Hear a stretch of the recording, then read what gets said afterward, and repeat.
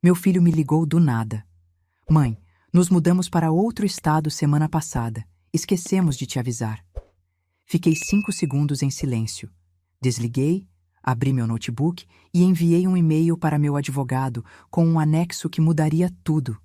Porque aquela ligação não foi um descuido. Foi o erro que eles precisavam cometer para eu finalmente agir. E o que veio depois?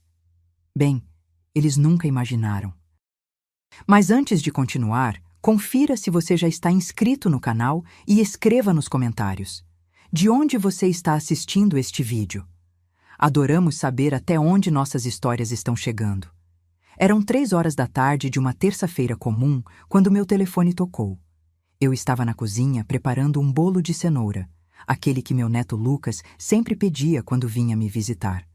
Só que ele não vinha me visitar fazia quase um mês. Vi o nome do meu filho na tela, Rafael. Meu coração deu aquele pulinho bobo de sempre, aquela esperança idiota de que desta vez seria diferente, de que ele ligaria só para saber como eu estava. Atendi no segundo toque. Oi, mãe. Tô ligando rapidinho porque tô no meio de uma reunião. A voz dele soava apressada, mecânica. Nenhum como você está, nenhum tudo bem? Nada. Rafael, que bom ouvir você. Estava com saudade. Mãe, é que eu preciso te contar uma coisa. Ele me interrompeu. A gente se mudou para Florianópolis semana passada. A empresa transferiu a Camila e com a correria toda, a gente acabou esquecendo de te avisar. Você sabe como é, né?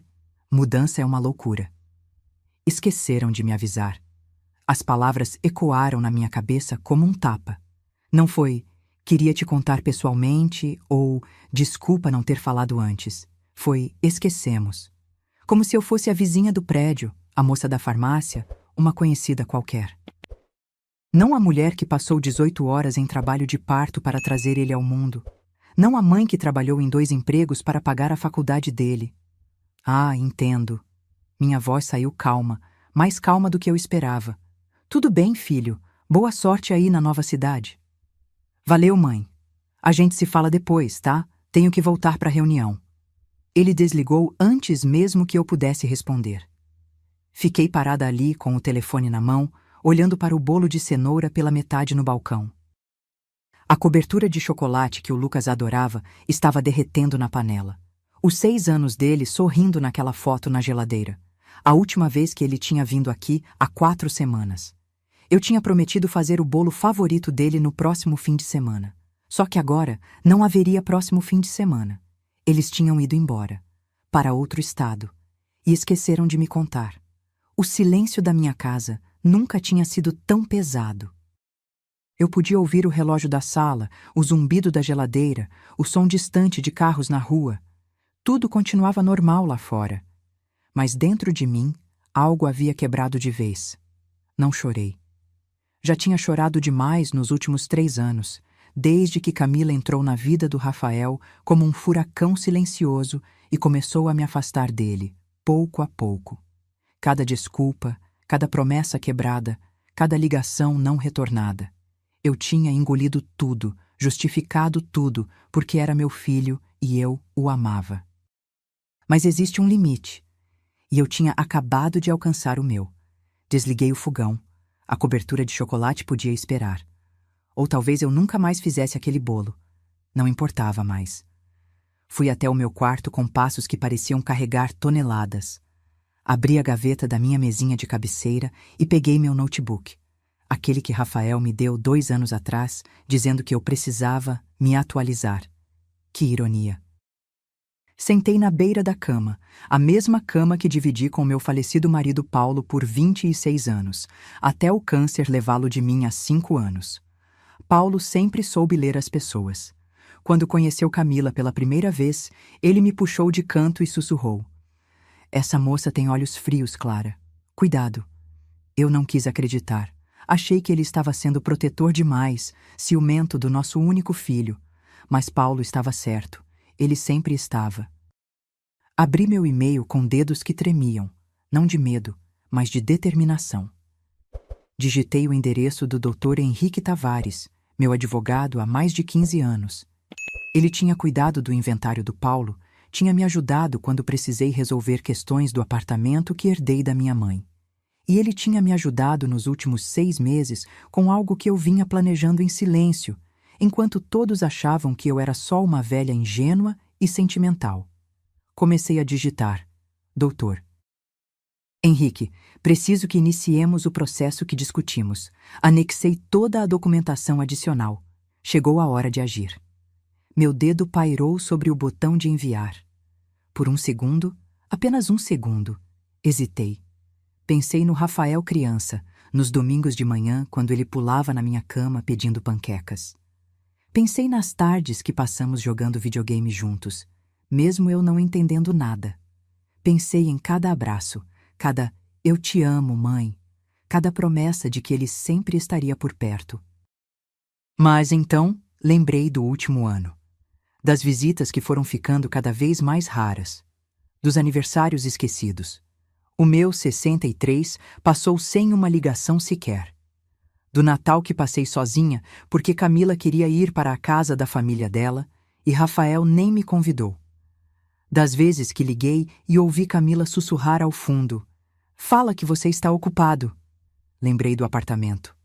Ah, o apartamento. Aquele que eu tinha comprado com o dinheiro do seguro de vida do Paulo, pensando no futuro, na minha aposentadoria. O apartamento de 2 quartos em Pinheiros, numa área valorizada, que hoje valia quase R$1 milhão. O mesmo apartamento que, 8 meses atrás, eu tinha emprestado para Rafael e Camila morarem temporariamente enquanto juntavam dinheiro para o próprio imóvel. Temporariamente, eles disseram. Só até se organizarem, disseram. E eu, trouxa, acreditei.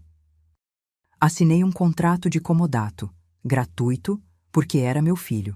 Mas o que eu não contei para eles foi que, antes de assinar, mostrei tudo para o Dr. Henrique. E ele inseriu umas cláusulas bem específicas, em letras pequenas, que Camila e Rafael mal olharam antes de assinar. Cláusulas que diziam que eu poderia retomar o imóvel a qualquer momento com apenas 15 dias de aviso prévio. Cláusulas que especificavam que qualquer mudança de endereço dos comodatários, sem notificação à proprietária, constituía quebra de contrato. Cláusulas que me davam direito a uma compensação financeira caso eles decidissem abandonar o imóvel sem aviso. E eles tinham acabado de fazer exatamente isso. Se mudaram para Florianópolis sem me avisar. Quebraram o contrato. E agora, aquele apartamento, que provavelmente estava alugado ou sendo usado por outra pessoa sem o meu conhecimento, ia voltar para as minhas mãos, junto com uma boa indenização. Mas tinha mais. Muito mais. Anexei ao e-mail as últimas fotos que tinha tirado 3 semanas atrás, quando fui ao apartamento sem avisar. Rafael não estava, mas Camila me recebeu com aquele sorriso forçado que eu já conhecia bem. Fiz questão de tirar fotos para recordação, disse a ela. Fotos da reforma que eles fizeram sem minha autorização, quebraram uma parede, instalaram uma cozinha americana caríssima, trocaram todos os pisos. Reformas que, segundo o Dr. Henrique, eles teriam que ressarcir integralmente, já que o contrato proibia modificações estruturais sem consentimento por escrito. Anexei também os prints das conversas que a filha da minha amiga Sônia tinha me mostrado. Ela era amiga de Camila no Instagram e tinha visto as postagens. Fotos do nosso apartamento novo, do investimento que fizemos, da nossa conquista. Camila postava aquele apartamento como se fosse deles, como se eu não existisse, e tinha mais uma coisa: a joia da coroa. 6 meses atrás, quando comecei a desconfiar de verdade, contratei um detetive particular. Sim, parece loucura, parece coisa de novela, mas eu precisava saber a verdade. E descobri. Camila e Rafael não estavam apenas morando no meu apartamento de graça, eles estavam alugando ele. Isso mesmo, colocaram o apartamento no Airbnb e estavam faturando quase R$5 mil por mês, enquanto moravam num lugar menor que a empresa da Camila pagava.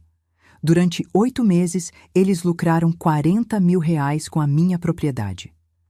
R$ 40.000 que entraram na conta deles, enquanto eu vivia com a minha aposentadoria de 3.500. O detetive me trouxe tudo: contratos, comprovantes de transferência, conversas entre Camila e os hóspedes, avaliações online. Tudo documentado, tudo registrado, tudo anexado naquele e-mail. Cliquei em enviar. O som do e-mail sendo enviado ecoou no silêncio do meu quarto. Fechei o notebook devagar, quase com reverência. Tinha acabado de apertar o gatilho numa bomba que ia explodir a vida do meu filho. E pela primeira vez em 3 anos, não senti culpa, senti alívio. Levantei da cama e voltei para a cozinha. O bolo de cenoura ainda estava lá, pela metade, acusador. A cobertura de chocolate tinha endurecido na panela. Joguei tudo no lixo. A massa, a cobertura, até a forma. Não ia precisar mais daquilo. Fui até a sala e sentei no sofá. Aquele velho sofá azul que o Paulo e eu compramos quando nos casamos. Estava desbotado, surrado, mas era meu. Peguei o porta-retratos da mesinha de centro, uma foto do Rafael com 7 anos, sorrindo sem os 2 dentes da frente, abraçado em mim. Eu te amo mais que tudo, mãe. Ele tinha dito naquele dia. Guardei a foto na gaveta. Não conseguia mais olhar para ela. Meu celular vibrou. Uma mensagem do Dr. Henrique. Recebi. Começaremos amanhã cedo. Você tem certeza disso, Clara? Não há volta. Digitei rápido. Absoluta certeza. 3 pontinhos apareceram, desapareceram, apareceram de novo. Finalmente. Então prepare-se. Em 72 horas, seu filho receberá a notificação. As coisas vão ficar feias. Já estão feias há muito tempo, respondi. A diferença é que agora eu vou fazer algo a respeito. Passei a noite acordada. Não conseguia dormir, mas não era ansiedade. Era aquela sensação estranha de estar fazendo a coisa certa depois de tanto tempo fazendo a errada. De estar finalmente colocando limites, mesmo que doesse. Lembrei de todas as vezes que engoli humilhações. Do dia que Camila me disse, na frente do Rafael, que eu precisava aprender a dar espaço para eles viverem o casamento. Do dia das mães que passei sozinha porque eles tinham compromissos. Da vez que fui visitar e encontrei a porta trancada, do meu apartamento, e eles demoraram 15 minutos para abrir porque não esperavam visitas. Do aniversário do Lucas, quando cheguei com presente e bolo, e Camila me recebeu com aquele sorriso gelado. Que pena que você não avisou que viria, Clara. Já comemoramos ontem com os amigos, mas pode deixar o presente aí. Como se eu fosse uma entregadora. Lembrei também das conversas com minhas amigas. Sônia sempre dizia: Clara, acorda, eles estão te usando. Mas eu não queria ouvir. Defendia meu filho, justificava tudo. Ele está ocupado. Camila é estressada com o trabalho. É normal o casal precisar de espaço. Mentiras que contei para mim mesma até não conseguir mais acreditar. Na manhã seguinte, acordei cedo. Fiz café, tomei banho, escolhi uma roupa bonita, minha calça social preta e a blusa de seda azul que o Paulo me deu no nosso último aniversário de casamento. Queria estar apresentável. Queria estar forte, porque sabia que nos próximos dias tudo ia mudar.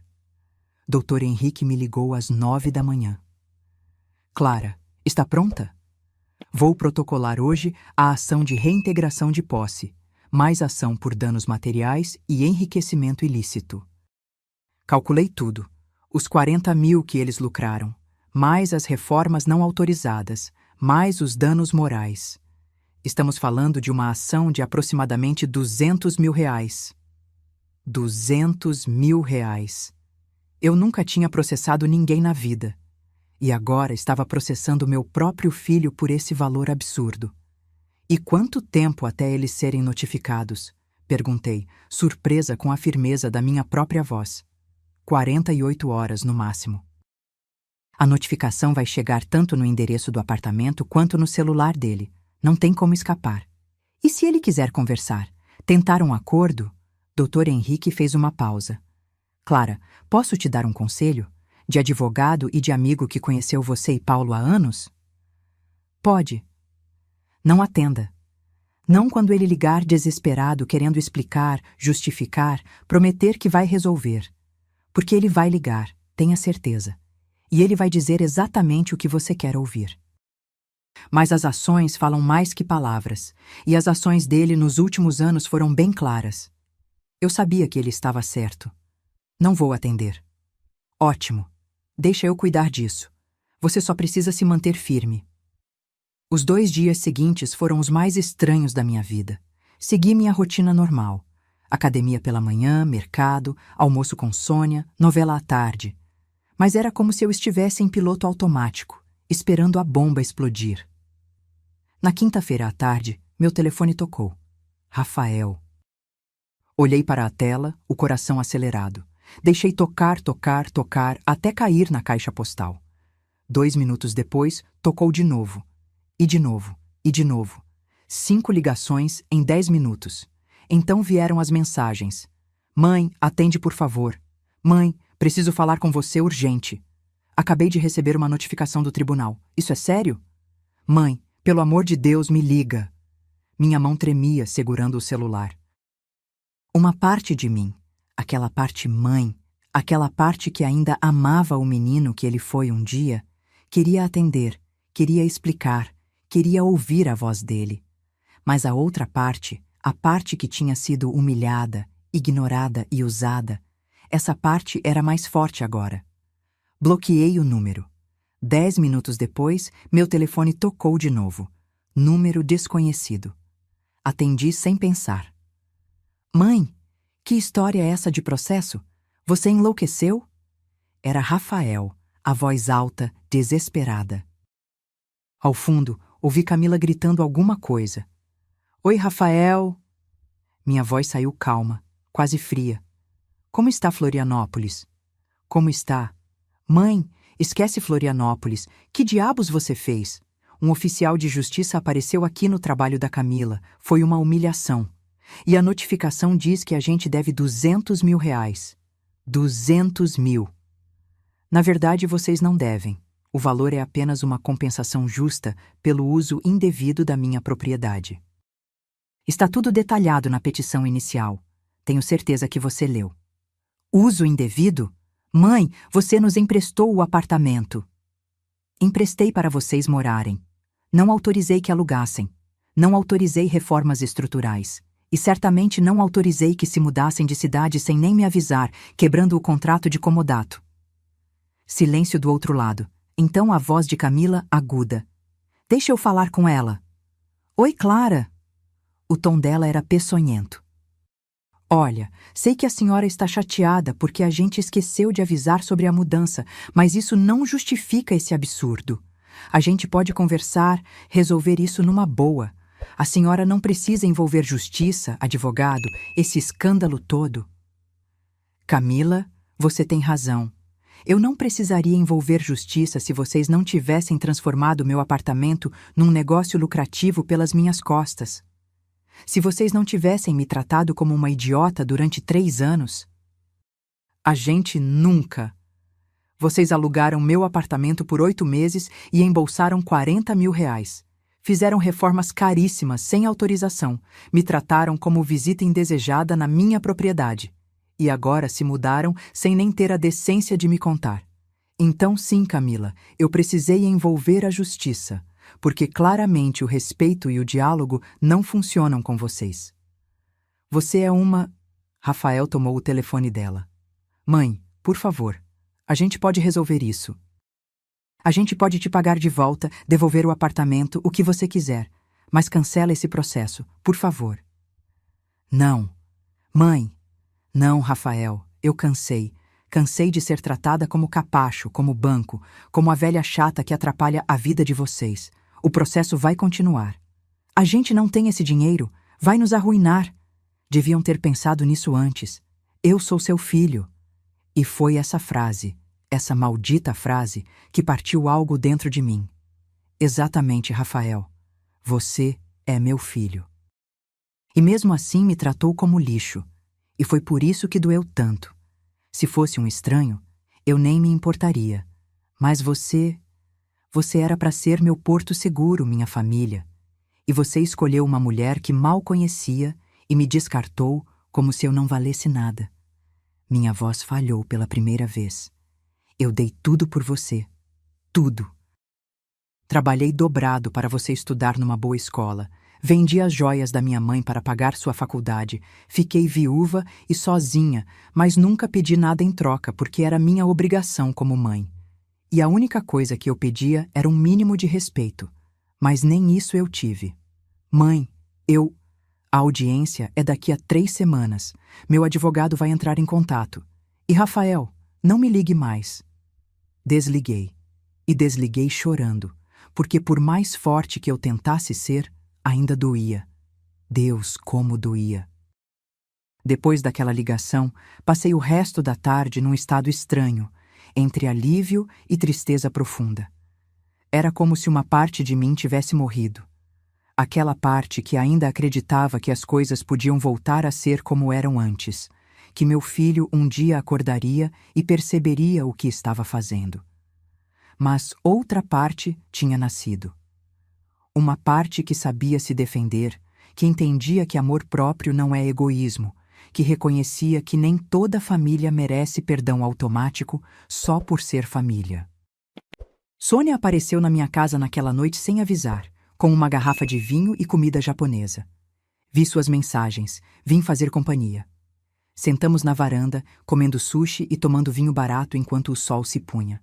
Ela não disse nada por um longo tempo, só ficou ali, presente.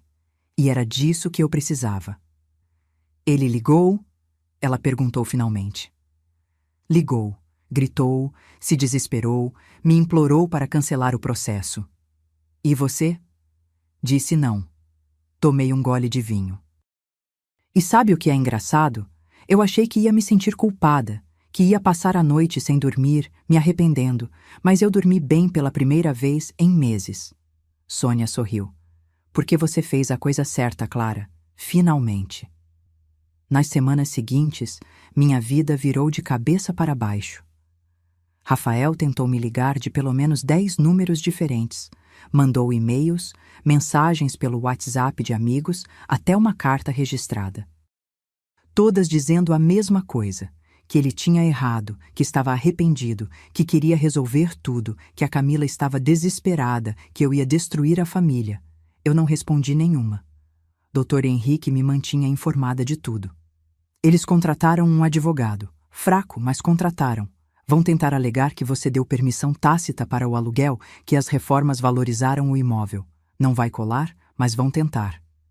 E quanto ao apartamento? Já conseguimos a liminar. Está bloqueado. Eles não podem mais usar, alugar ou entrar sem autorização judicial. E tem mais. Descobrimos que eles não declararam a renda do Airbnb no imposto de renda. Isso pode virar um problema criminal também. Sonegação fiscal. Meu filho ia responder por sonegação fiscal. Uma parte de mim, pequena e covarde, quis desistir naquela hora. Quis ligar para o Rafael e dizer que estava tudo bem, que perdoava tudo, que esquecia o processo. Mas aí eu lembrava da ligação. Esquecemos de te avisar. Da indiferença, da frieza, dos anos de humilhação. E a vontade passava. A audiência de conciliação foi marcada para uma terça-feira de manhã. Dr. Henrique me buscou em casa às 8 horas. Eu estava arrumada, cabelo preso, maquiagem leve, vestindo meu melhor conjunto. Pronta? Ele perguntou. Pronta. O fórum era um prédio cinza e triste no centro da cidade. Corredores cheios de gente, advogados correndo com pastas, um cheiro de processo velho e café requentado. Sentei num banco de madeira desconfortável, as mãos suadas, o coração batendo rápido. E então eu os vi. Rafael e Camila virando o corredor, acompanhados por um advogado jovem de terno mal ajustado. Meu filho estava diferente. Mais magro, olheiras profundas, barba por fazer. Parecia ter envelhecido 10 anos em 3 semanas. Nossos olhares se encontraram. Ele parou, hesitou, deu um passo na minha direção. Mas Camila segurou o braço dele, sussurrou algo no ouvido dele. Ele desviou o olhar e seguiu em frente. Doeu. Mesmo depois de tudo, doeu. Entramos numa sala pequena. A juíza era uma mulher de uns 50 anos, cabelos grisalhos presos num coque severo, óculos na ponta do nariz. Ela leu o processo em silêncio por uns 5 minutos, que pareceram eternos. Bom, ela começou, tirando os óculos e olhando primeiro para mim, depois para Rafael. Esse é um caso infeliz, muito infeliz, porque não estamos falando de estranhos disputando propriedade. Estamos falando de mãe e filho. Rafael abriu a boca, mas ela levantou a mão. Vou dar a palavra aos advogados. Dr. Henrique? Ele se levantou, elegante e imponente. Meritíssima, minha cliente é uma senhora de 63 anos, viúva, que emprestou seu único bem de valor, um apartamento herdado do falecido marido, para o filho e nora residirem temporariamente. O que era para ser um gesto de amor familiar se transformou numa fonte de renda ilícita para os réus. Ele abriu a pasta, tirando documentos. Aqui estão os prints do Airbnb, mostrando que o apartamento foi alugado 47 vezes em 8 meses, gerando uma renda bruta de R$ 39.800. Renda essa não declarada, não autorizada e obtida através de má-fé. Além disso, os réus realizaram reformas estruturais sem consentimento, quebraram o contrato de comodato ao mudarem de cidade sem notificação e ainda por cima. Nós não sabíamos que precisava avisar. Camila explodiu. Ela é a mãe dele. A gente achava que podia contar com a compreensão dela, que era a família. A juíza bateu o martelo. Silêncio. A senhora terá sua vez de falar. O advogado de Rafael se levantou, nervoso. Era claramente sua primeira audiência. Meritíssima, é verdade que houve um equívoco quanto ao uso do imóvel, mas meus clientes agiram de boa fé. A renda do Airbnb era apenas para cobrir despesas de manutenção. R$ 40 mil de manutenção? Dr. Henrique cortou. Num apartamento de 2 quartos? E quanto às reformas, o advogado continuou suando. Foram melhorias que valorizaram o imóvel. Minha cliente, ele apontou para mim, deveria estar agradecida. Agradecida? Eu me levantei sem pensar, a voz saindo mais alta que pretendia. Agradecida por terem lucrado com a minha propriedade? Por terem mentido para mim durante meses? Por terem me tratado como um estorvo? Mãe! Rafael começou, os olhos marejados. Não. Minha voz tremeu, mas não parei. Você não tem direito de me chamar de mãe agora. Não aqui. Não depois do que fizeram. A juíza bateu o martelo novamente. Ordem. Todos sentados. Agora. Sentei, o coração disparado, as mãos tremendo. Ela suspirou pesadamente. Vou dar a palavra aos réus. Senhor Rafael, a senhora Camila, o que tem a dizer? Rafael se levantou devagar. Parecia ter encolhido. Meritíssima, eu errei. Errei feio. A ideia do Airbnb foi da Camila, mas eu concordei. A gente precisava de dinheiro e achou que não tinha problema porque era o apartamento da minha mãe e ela estava deixando a gente usar mesmo. E as reformas? A gente queria deixar o lugar mais bonito. Gastamos R$ 25 mil das nossas economias. Sinceramente, achamos que minha mãe ia gostar. E a mudança para Florianópolis sem avisar a proprietária do imóvel onde vocês residiam? Silêncio. Rafael olhou para Camila, que olhava fixamente para a mesa. Foi uma decisão de última hora, ele murmurou finalmente. A empresa da Camila ofereceu uma promoção com mudança imediata, e a gente se empolgou e esqueceu de avisar. Esqueceu, repeti, baixinho. De novo essa palavra. A juíza me olhou. Senhora Clara, a senhora quer dizer algo? Levantei, respirando fundo. Meritíssima, meu filho está certo quando diz que errou. Mas não foi um erro isolado. Foram 3 anos de erros. 3 anos de promessas quebradas, de mentiras, de me afastar do meu neto, de me tratar como se eu fosse um peso na vida deles. Minha voz começou a falhar. Eu sei que pareço vingativa. Sei que tem gente que vai dizer que mãe não processa filho, mas eu não estou processando meu filho. Estou processando duas pessoas que se aproveitaram de mim, da minha boa-fé, do meu amor incondicional. Olhei direto para Rafael. Você se lembra quando tinha 7 anos e caiu da bicicleta? Ralou o joelho inteiro, sangrou muito, e eu larguei tudo no meio do expediente para te buscar na escola. Seu pai tinha acabado de falecer. A gente estava duro de dinheiro, mas eu te levei no hospital particular porque não queria que você esperasse horas no posto de saúde. Ele desviou o olhar, as lágrimas escorrendo. Você se lembra quando reprovou em matemática no 2º ano da faculdade e achou que ia perder a bolsa? Eu paguei um curso particular de 3 meses que custava mais que meu salário. Comi miojo durante semanas para poder te ajudar. Mãe, para! Você se lembra quando o seu pai morreu e você entrou em depressão? Fui eu que ficava acordada até de madrugada conversando com você, escutando você chorar, prometendo que ia ficar tudo bem. Era eu e você contra o mundo, Rafael. Sempre foi. O silêncio na sala era absoluto, e então apareceu ela. Apontei para Camila, que me fuzilava com os olhos. E de repente eu não era mais bem-vinda. De repente eu incomodava, atrapalhava, era grudenta demais. De repente meu filho não tinha mais tempo para mim, mas tinha tempo para transformar meu apartamento num negócio. Respirei fundo, limpando as lágrimas que teimavam em cair. Então sim, meritíssima, eu quero continuar com o processo. Porque se eu desistir agora, vou ensinar para o meu filho que ele pode fazer qualquer coisa comigo que eu vou perdoar. E eu não quero mais ser essa mãe. Não quero mais ser o capacho de ninguém, nem mesmo do meu próprio sangue. Sentei. A juíza ficou em silêncio por um longo momento, só olhando os documentos à sua frente. Finalmente, ela suspirou. Vou dar minha decisão sobre a liminar. O apartamento permanece bloqueado até o julgamento final. Os réus têm 15 dias para removerem todos os pertences pessoais e devolverem as chaves à autora. Quanto ao mérito da ação, agendaremos uma audiência de instrução para daqui a 2 meses.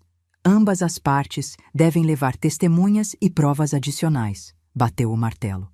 Conciliação frustrada. Próximo caso.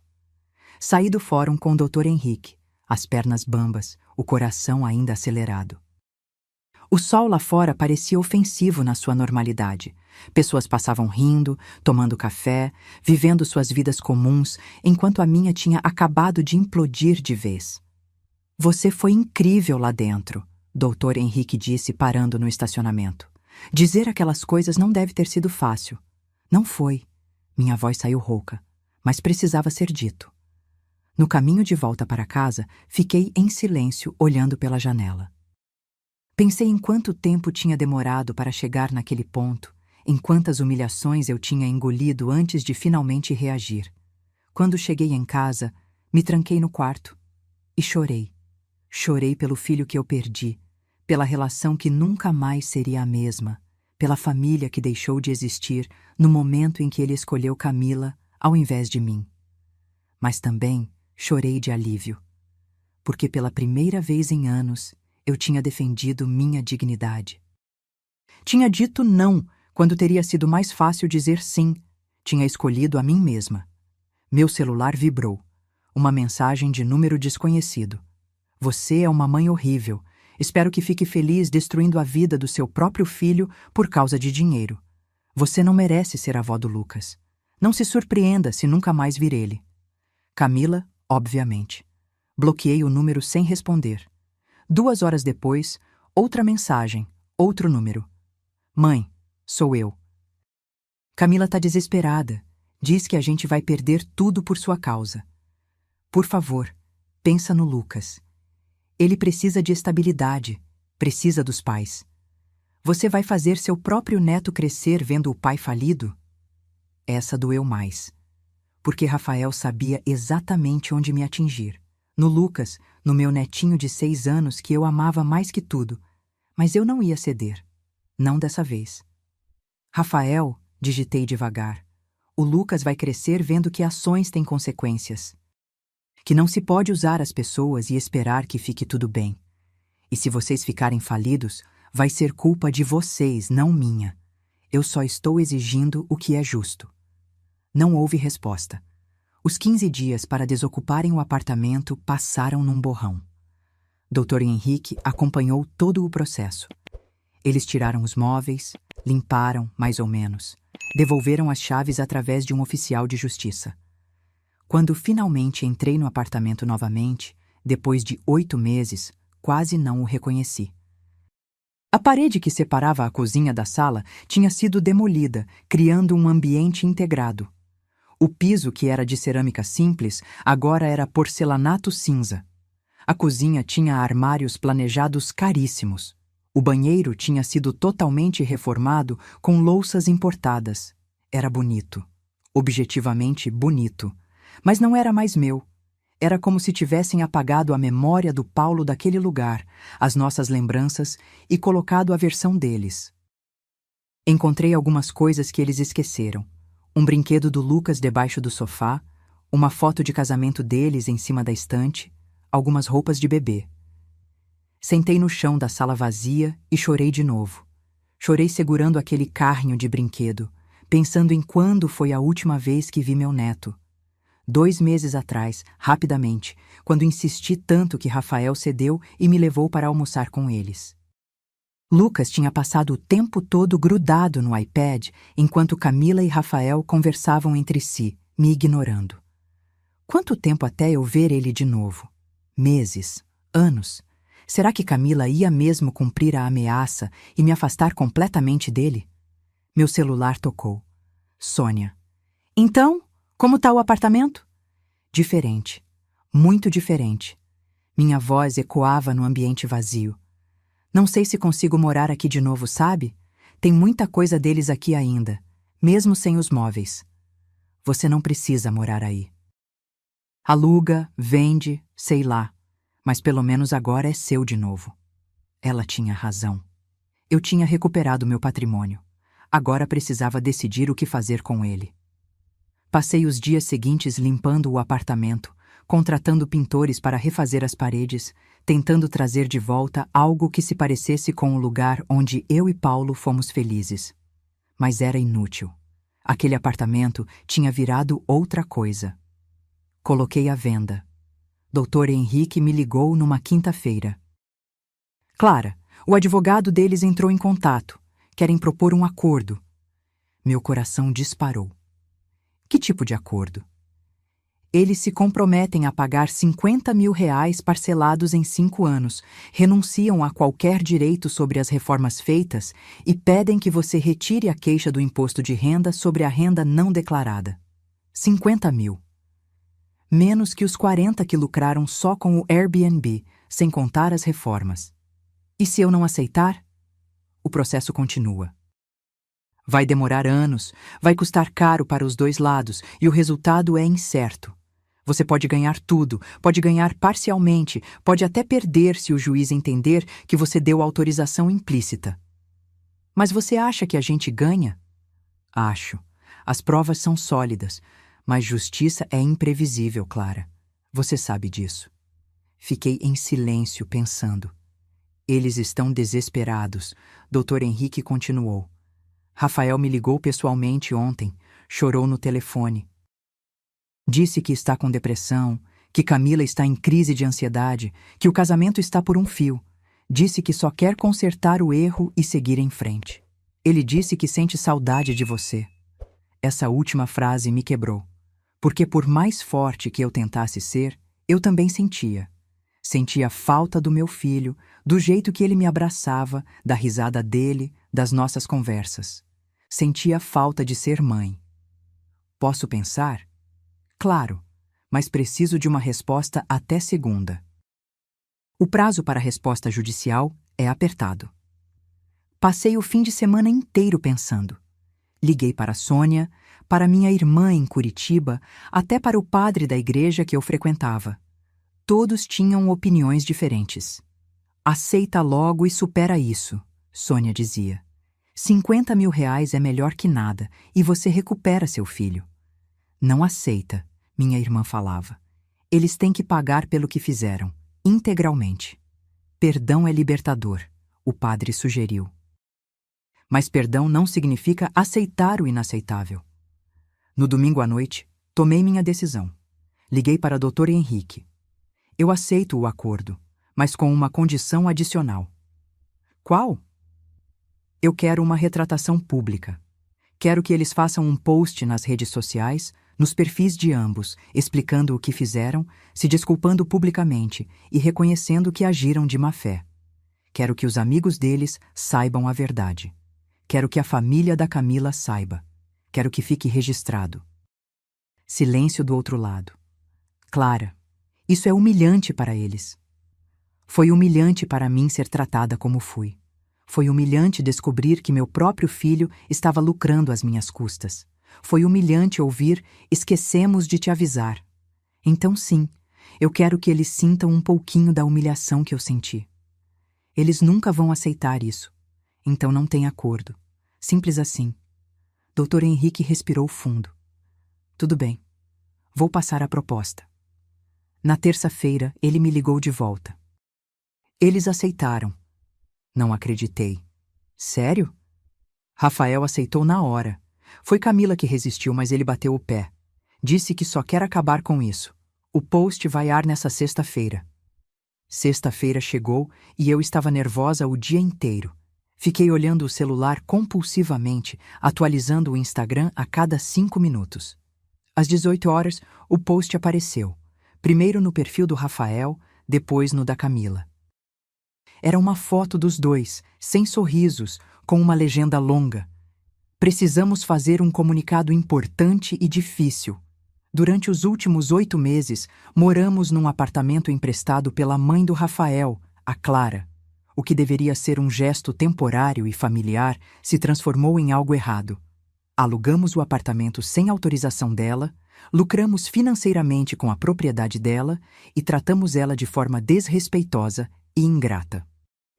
Fizemos reformas sem permissão, quebramos o contrato de empréstimo e, no final, nos mudamos de cidade sem nem avisar ela. Clara nos processou e ela estava certa em fazer isso. Estamos publicamente pedindo desculpas para ela, reconhecendo nossos erros e comprometidos a reparar os danos. Às vezes a gente machuca quem mais ama, e não há desculpa para isso. Mãe, se você está lendo, me desculpe. De coração. Li aquilo umas 10 vezes. Os comentários começaram a aparecer imediatamente. Gente, que situação! Coitada da mãe dele. Vocês fizeram isso com a própria mãe? Camila sempre foi interesseira. Eu avisei. Não acredito que vocês fizeram isso. Tinha alguns apoiando também. Todo mundo erra, pelo menos reconheceram. Coragem de vir a público. Mas a maioria era crítica. Pesada. Brutal. E sabe de uma coisa? Eu não senti prazer naquilo. Achei que ia sentir. Achei que ia ser libertador ver eles sendo expostos. Mas só me senti vazia, cansada. Porque no fim, não era sobre vingança. Nunca foi. Era sobre dignidade, sobre não aceitar ser maltratada, mesmo que por quem você ama. Sobre reconhecer seu próprio valor quando os outros não reconhecem. 2 semanas após o post, o acordo foi oficialmente assinado. Rafael ia pagar R$50 mil em 60 parcelas mensais. As reformas ficariam para ele, sem ressarcimento. A questão do imposto de renda seria resolvida entre ele e a Receita, sem minha participação. O processo foi arquivado. Dr. Henrique me deu os parabéns. Você fez a coisa certa, Clara, do início ao fim. Mas eu não me sentia vitoriosa. Me sentia estranha, como se tivesse fechado um capítulo importante da minha vida, sem saber qual seria o próximo. O apartamento foi vendido em 3 semanas por um preço bom, R$450 mil. Paguei o doutor. Henrique, quitei umas dívidas pequenas e guardei o resto. Nem sabia direito para quê. Só queria ter uma reserva, uma segurança, algo que fosse realmente meu. Camila e Rafael se separaram 2 meses depois. Soube por uma amiga em comum. Aparentemente, o processo todo tinha desgastado o casamento deles de forma irreparável. Camila culpava Rafael por ter aceitado a retratação pública. Rafael culpava Camila por ter sido ideia dela o esquema do Airbnb desde o início. Brigavam constantemente. A terapia de casal não funcionou. Ela ficou com a guarda principal do Lucas. Rafael tinha visitas quinzenais. E eu? Eu não tinha visto meu neto havia 4 meses. Foi Sônia quem tocou no assunto numa tarde que estávamos tomando café na minha casa. Você não vai tentar ver o Lucas? Como? Camila me odeia. Rafael mal fala comigo. Eles não vão deixar. Mas você tem direito de convivência. É a avó. Pode entrar com um pedido na justiça. A ideia de outro processo me fez embrulhar o estômago. Não, Sônia. Não posso fazer isso com o Rafael de novo. Ele já passou por demais. Ele passou por demais? Ela me olhou com aquela cara de: você tá de brincadeira, né? Clara, ele que causou tudo isso. E Lucas tem direito de conhecer a avó, de ter você na vida dele. Ela tinha razão, mas eu não conseguia. Ainda estava processando tudo o que tinha acontecido, ainda tentando entender quem eu era depois de tudo aquilo. 3 meses se passaram. Dezembro chegou com seu calor sufocante e suas festas de fim de ano. Fui convidada para o Natal na casa da Sônia, na da minha irmã. Todas as minhas amigas queriam ter certeza que eu não ia passar sozinha. Mas eu queria. Queria ficar sozinha, no silêncio da minha casa, sem ter que fingir que estava bem, sem ter que sorrir e ser forte. Na véspera de Natal, estava assistindo um filme ruim na TV quando a campainha tocou. Olhei no visor do interfone. Era Rafael. Meu coração disparou. Fazia 6 meses desde a audiência, 4 desde que assinamos o acordo. A gente não tinha trocado uma palavra desde então, só as comunicações formais através do Dr. Henrique sobre as parcelas, que ele estava pagando em dia, devo admitir. Abri a porta. Ele estava diferente. Mais magro ainda, barba feita, olhos cansados. Usava uma camisa simples e jeans. Parecia ter voltado a ser o Rafael de antes da Camila, aquele que eu conhecia. Oi, mãe. Minha voz sumiu. Só consegui olhar para ele. Eu sei que não tenho direito de aparecer aqui assim sem avisar. Mas eu precisava ver você. Precisava falar com você. Por favor. Só 5 minutos. Me afastei da porta, deixando ele entrar. Sentamos na sala em silêncio constrangedor. Eu no sofá, ele na poltrona, o espaço entre nós parecendo um abismo. Eu terminei com a Camila, ele começou. Você deve ter sabido. Ouvi dizer. Foi muito difícil, mas foi necessário. Eu demorei muito para perceber, mas ela era tóxica. Manipuladora. Me fazia acreditar que você era o problema, que você era grudenta demais, controladora, e eu acreditei, porque era mais fácil acreditar nela do que enfrentar o que eu estava fazendo. Ele passou a mão no cabelo, nervoso. Mãe, eu fui um filho horrível. Não, pior que horrível. Eu fui cruel, ingrato, cego. Eu peguei tudo que você fez por mim, todos os sacrifícios, todo o amor e joguei no lixo. Por uma mulher que eu conhecia há 3 anos. Por dinheiro. Por conforto. As lágrimas começaram a cair do rosto dele. Eu transformei o apartamento que era seu e do pai num negócio. Lucrei com isso. Menti para você. Te tratei como se você fosse um estorvo na minha vida. E quando você reagiu, quando você finalmente se defendeu, eu ainda tive coragem de te fazer de vilã. Rafael? Não, deixa eu terminar. Por favor. Ele limpou as lágrimas com as costas da mão. Eu passei os últimos 6 meses em terapia. Todo dia. Tentando entender como eu cheguei nesse ponto, como eu virei essa pessoa. E sabe o que eu descobri? Que eu sempre soube.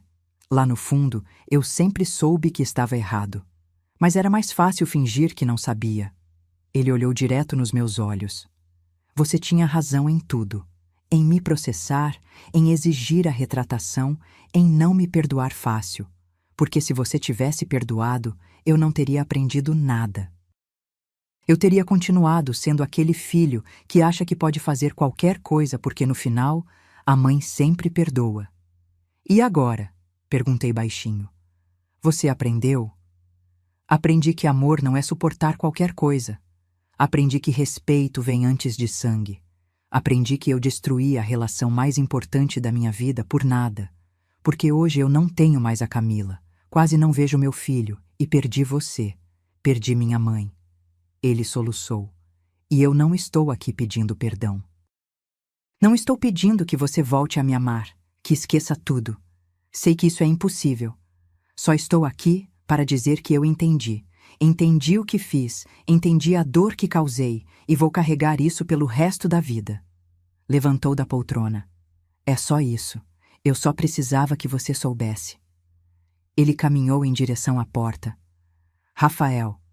Minha voz o parou. Senta. Ele hesitou, mas voltou para a poltrona.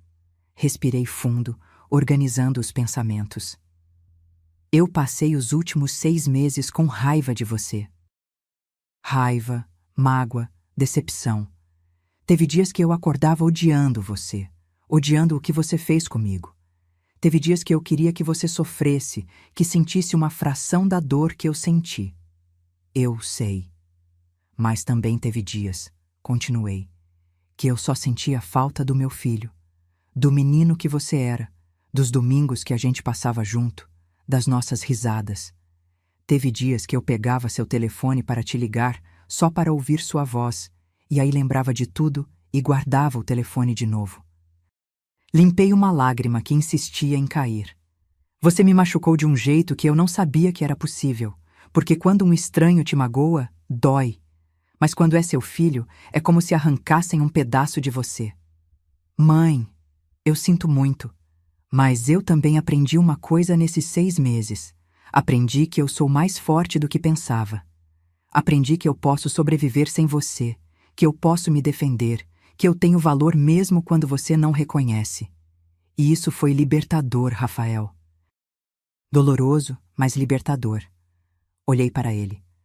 Não sei se eu te perdoo. Não sei se um dia vou conseguir confiar em você de novo. Mas sei que você é meu filho.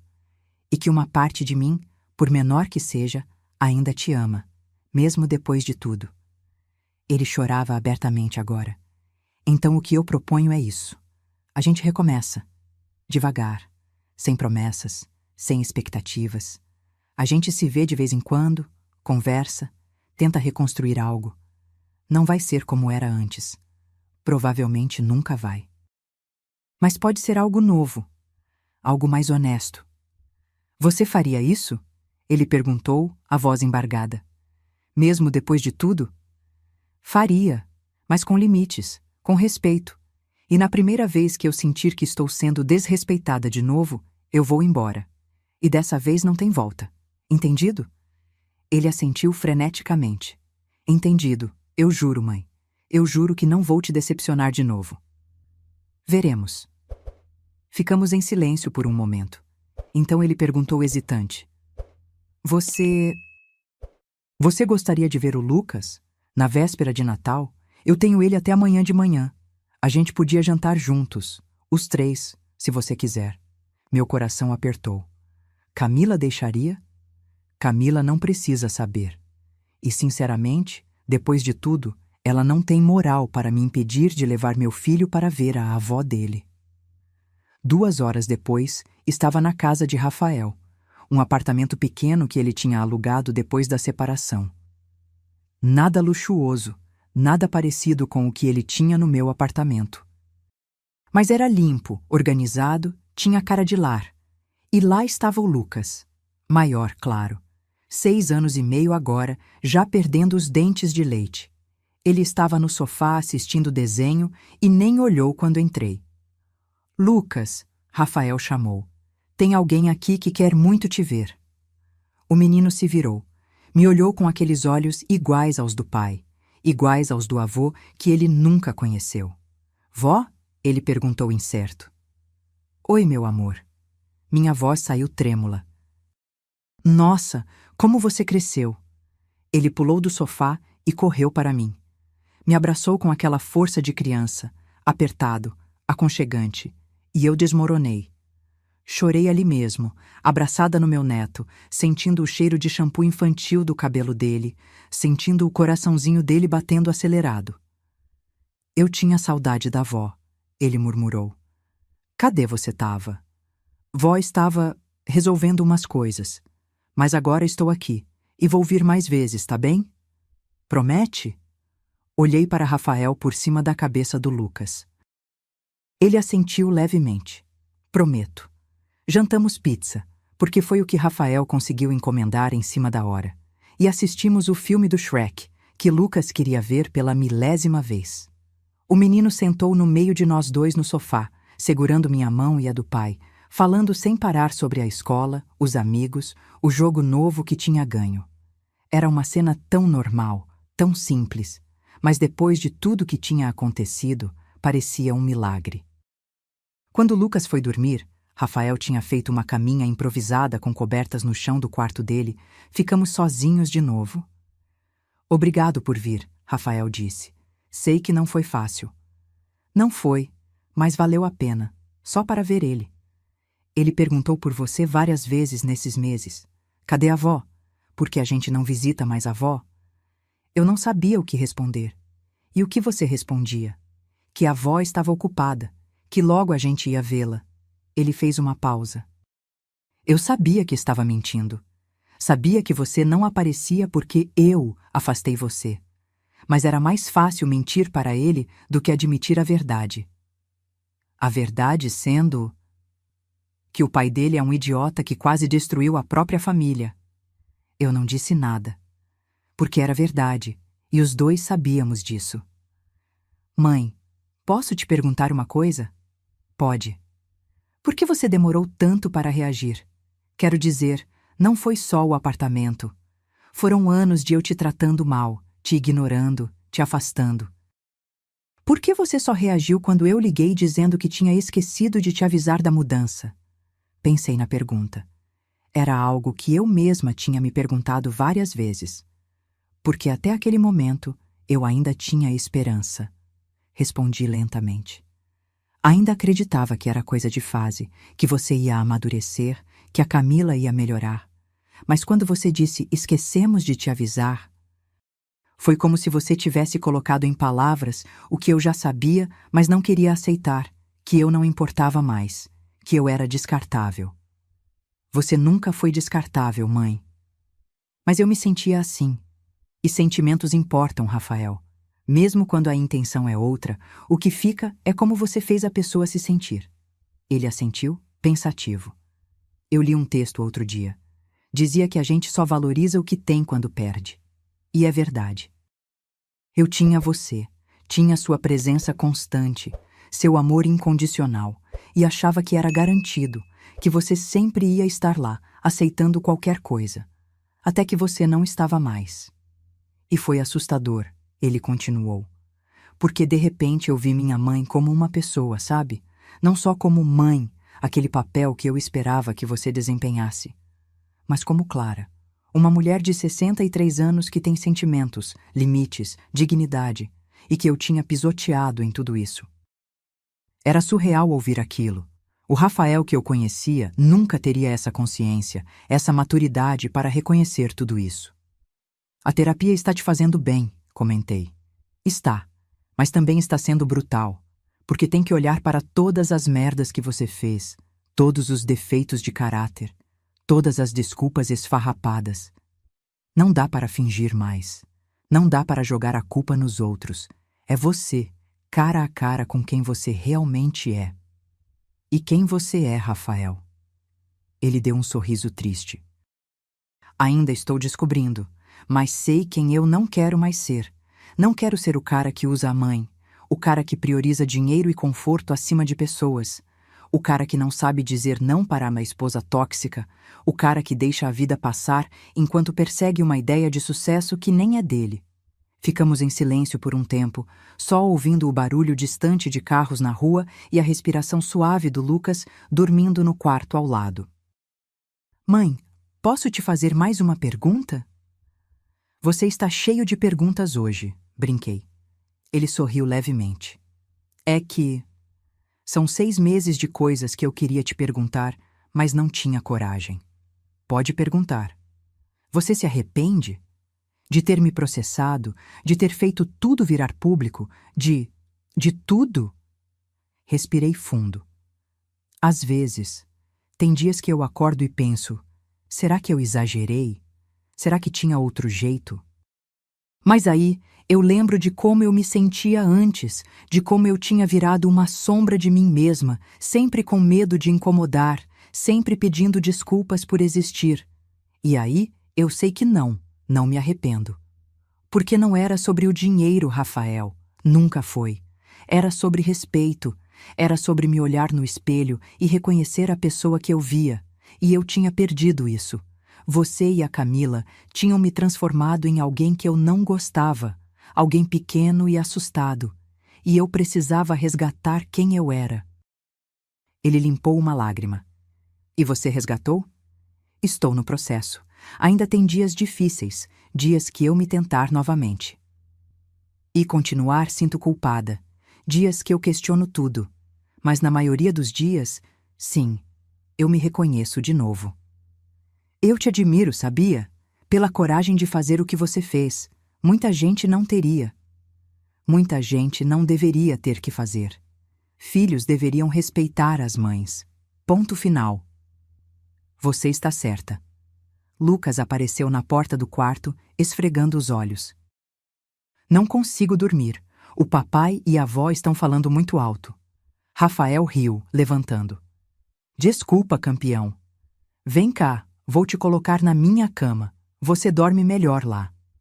Enquanto ele levava Lucas para o quarto, aproveitei para olhar ao redor do apartamento. Tinha fotos do Lucas em todo o canto, mas nenhuma da Camila. Tinha uma foto antiga minha e do Paulo na estante.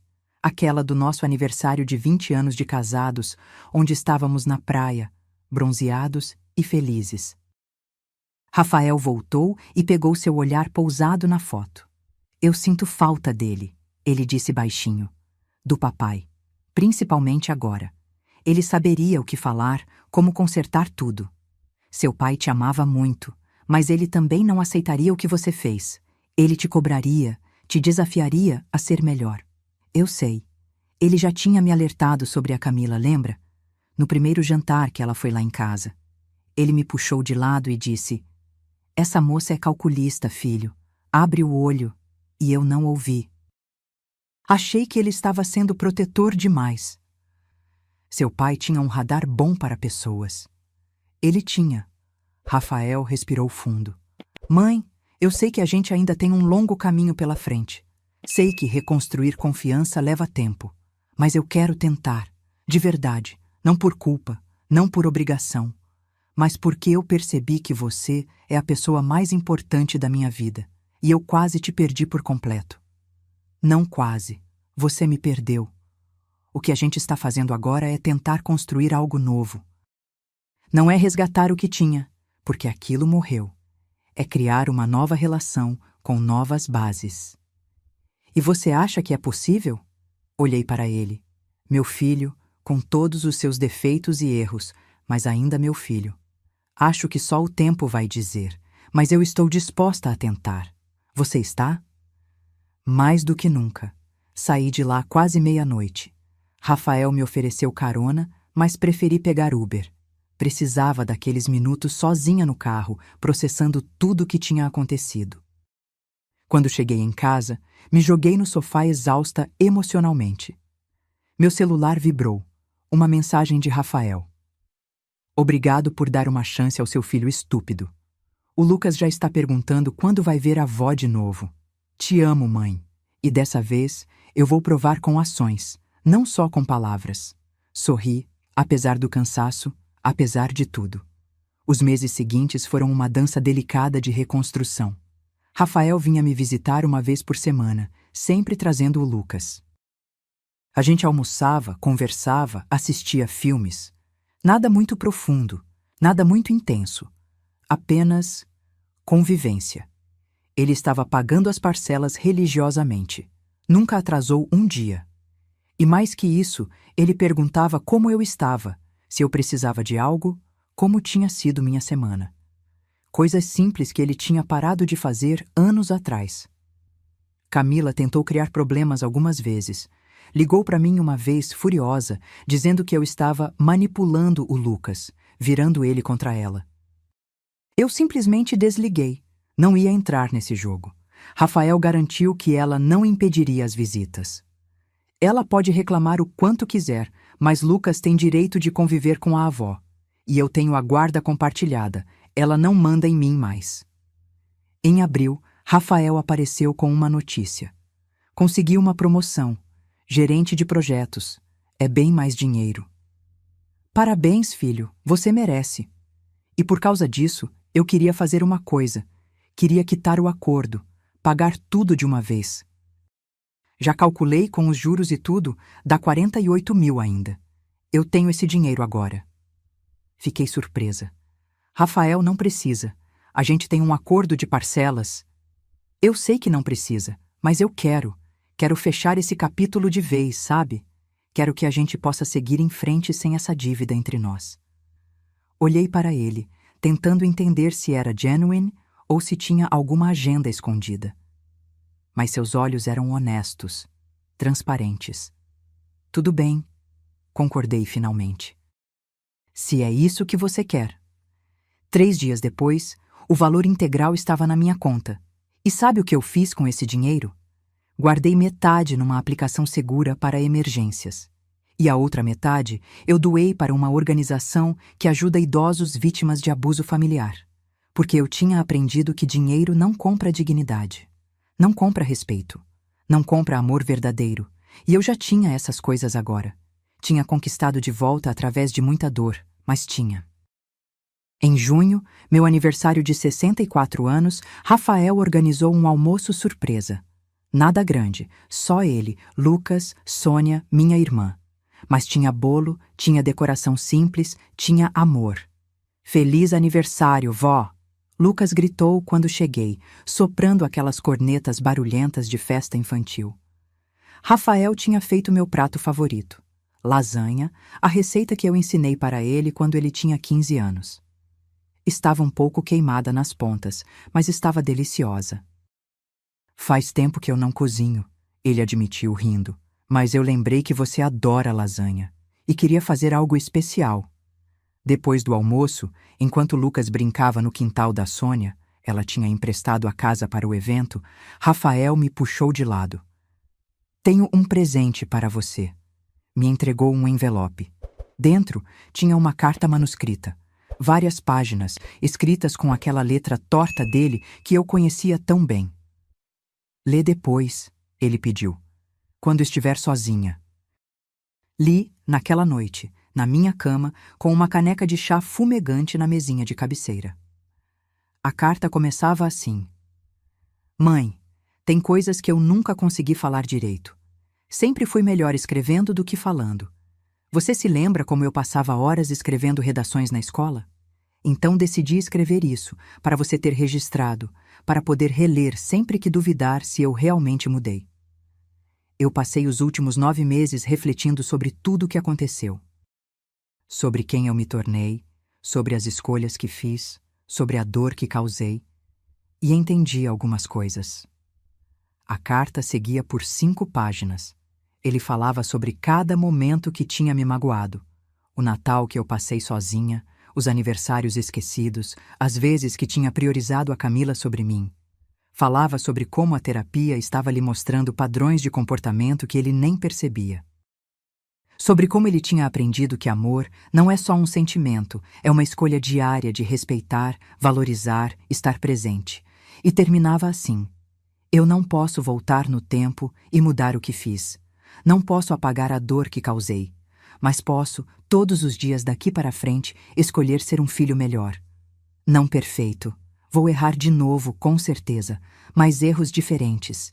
Erros que eu vou reconhecer, assumir e consertar. Você me ensinou a ser forte, me mostrando força. Me ensinou a ter dignidade, me vendo lutar pela sua. E me ensinou o perdão mais difícil de todos. Não o perdão fácil e automático que aceita qualquer coisa, mas o perdão consciente que reconhece a dor, estabelece limites e ainda assim escolhe dar uma nova chance. Obrigado por ser minha mãe. Obrigado por não desistir de mim, mesmo quando eu dei todos os motivos para isso. Obrigado por me ensinar que amar não é suportar, é respeitar. Te amo, para sempre. Seu filho, que está aprendendo a ser melhor, Rafael. Chorei lendo aquela carta. Chorei todos os meses de dor acumulada, todas as noites que passei acordada me perguntando se tinha feito a coisa certa, todos os momentos de dúvida. Mas também chorei de alívio, porque meu filho tinha entendido. Finalmente, depois de tudo, ele tinha entendido. Não significava que estava tudo esquecido. As cicatrizes ainda estavam lá, fundas e dolorosas. Mas significava que talvez, só talvez, a gente conseguisse construir algo novo sobre as ruínas do que tinha sido destruído. Os meses continuaram passando. Rafael continuava presente, continuava respeitoso, continuava provando com ações que tinha mudado de verdade. Em setembro, ele apareceu com outra notícia. Estou namorando alguém novo. Conheci ela no trabalho. Se chama Marina, é arquiteta. E antes que você pergunte, não, eu não vou cometer os mesmos erros. Aprendi a lição. Quero conhecer ela, eu disse. Sério? Sério. Se ela é importante para você, quero conhecer. O jantar de apresentação foi na semana seguinte. Marina era completamente diferente da Camila. Simples, genuína, com um sorriso que alcançava os olhos. Ela me cumprimentou com um abraço caloroso, elogiou minha casa, perguntou sobre minha vida com interesse real. E mais importante, ela ouvia quando Rafael falava sobre mim. Não com aquele olhar de quem está só esperando a vez de falar, mas com atenção de verdade. A Clara é muito importante para o Rafael, ela me disse quando ficamos sozinhas na cozinha por um momento. Ele fala de você direto, do quanto errou, do quanto quer consertar. Acho lindo o esforço dele. E você? Perguntei, porque precisava saber. Como você se sente sobre isso? Sobre ele ser tão próximo da mãe? Ela riu. Eu acho ótimo. Minha família é super unida, então para mim é natural. Na verdade, seria um red flag se ele não quisesse convivência com a mãe, sabe? Gostei dela na hora. Quando foram embora naquela noite, Rafael me abraçou na porta. E então, aprovada? Mais que aprovada, ela é especial. Eu sei. Ele sorriu. E dessa vez eu vou fazer diferente. Dessa vez a pessoa que eu amo não vai ter que competir com você, porque não é competição. Vocês duas são importantes de formas diferentes. Estou orgulhosa de você, filho. Por causa da Marina? Por causa de tudo.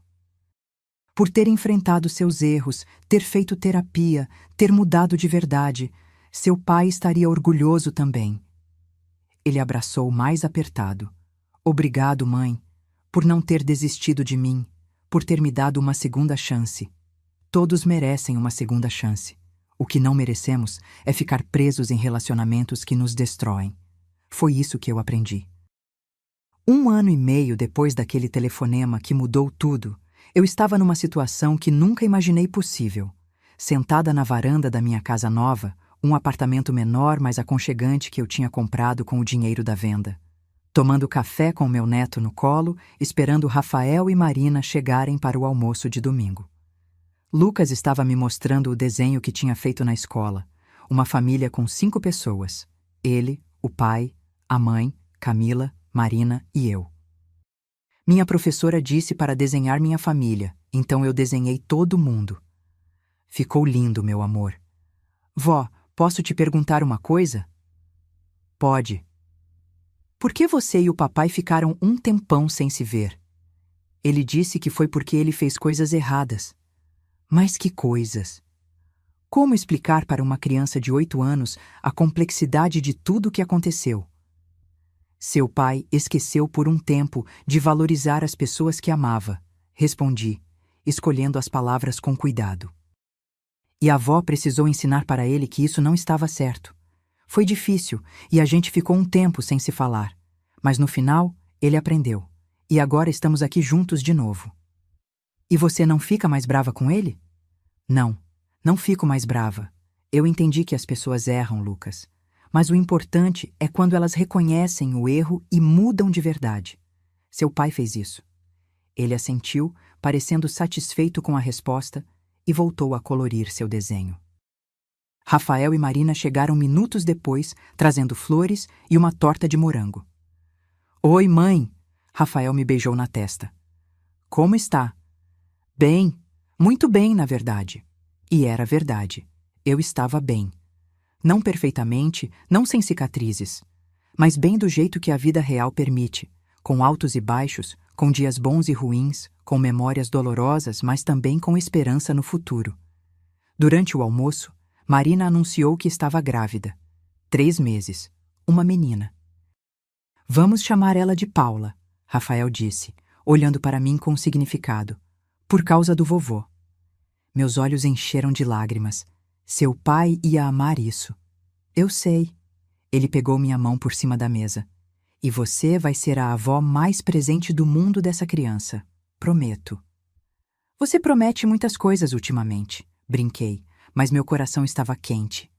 "E eu tenho cumprido, não tenho?" Tinha. Em 1 ano e meio, ele não tinha faltado um único domingo. Não tinha esquecido um único aniversário meu. Estava sempre presente, sempre atencioso, sempre respeitoso.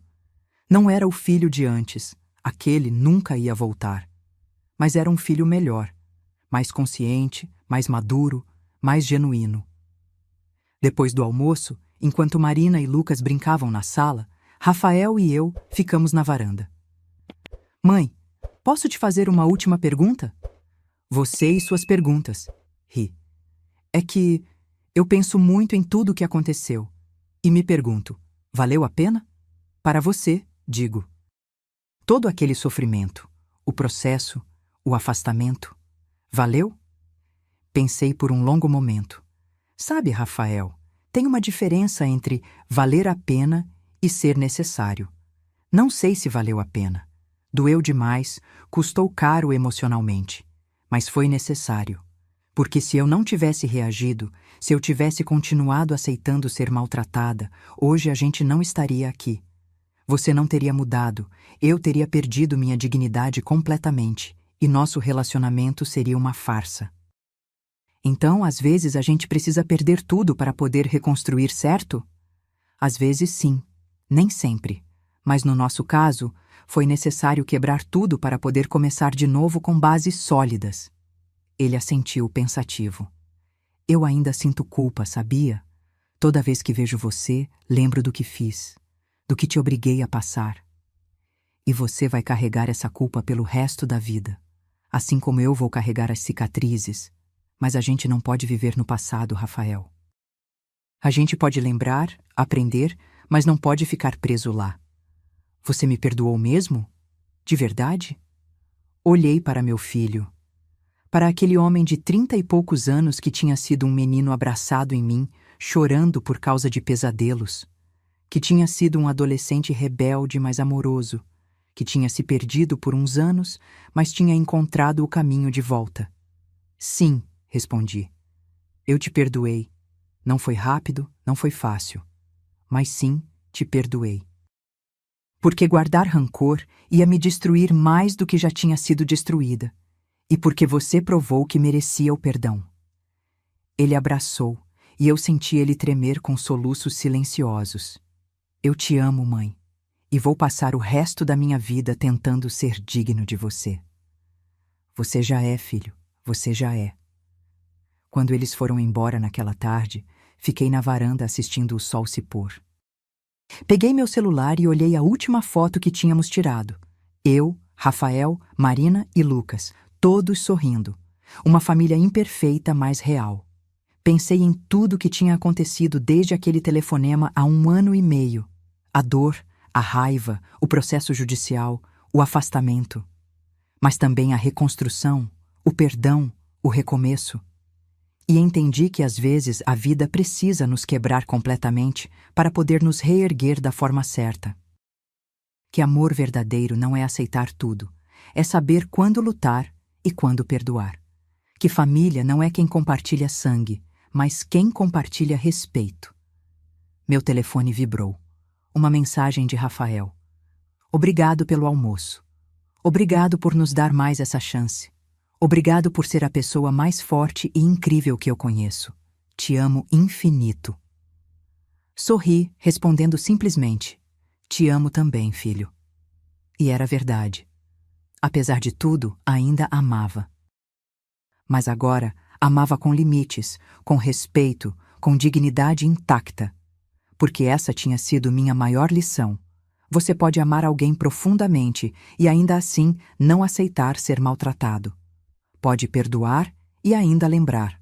Pode reconstruir e ainda proteger seu coração. Levantei da cadeira da varanda e entrei em casa. Minha casa, meu espaço, minha paz. Demorou 1 ano e meio, um processo judicial, muito sofrimento e muitas lágrimas. Mas eu tinha conseguido. Tinha recuperado minha dignidade, tinha estabelecido meus limites e ainda por cima tinha resgatado meu filho. Não o de antes, mas um novo, melhor. E se alguém me perguntasse se eu faria tudo de novo, sabendo o quanto ia doer? Sim. 1000 vezes sim. Porque no final não se tratava de vingança ou de dinheiro. Tratava-se de olhar no espelho e reconhecer a pessoa refletida. Tratava-se de ensinar que amor sem respeito não é amor, é aprisionamento. Tratava-se de provar para mim mesma, mais do que para qualquer pessoa, que eu tinha valor. E eu tinha, sempre tive. Só precisei de um esquecemos de te avisar para finalmente perceber.